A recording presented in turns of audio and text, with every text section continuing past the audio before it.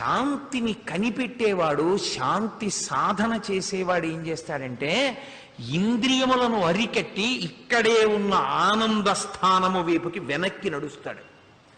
ఇంద్రియాలన్నీ పైకి తిప్పుతాయి, పైన ఉన్న వస్తువుల చుట్టూ తిప్పుతాయి, ఇంద్రియాలన్నీ మూస్తే వెనక్కెడతాడు.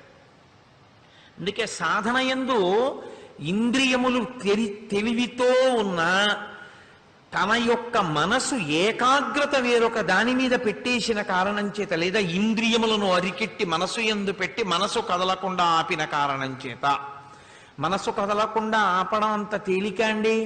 అంటే మనసు సాత్వికమైనటువంటి వస్తువుని పట్టుకుని ఉండేటట్టుగా ఉంచేస్తే, ఏ భగవంతుని పాదాలో దేవాలయ గోపురాన్నో ధ్యానం చేస్తూ ఉన్నాడు అనుకోండి, ఆలోచన చేస్తూ ఉన్నాడు, ఇంద్రియముల యొక్క ఉద్ధతి ఆగిపోతుంది. ఎందుకు ఆగిపోతుందో తెలుసా? ఈ ఇంద్రియముల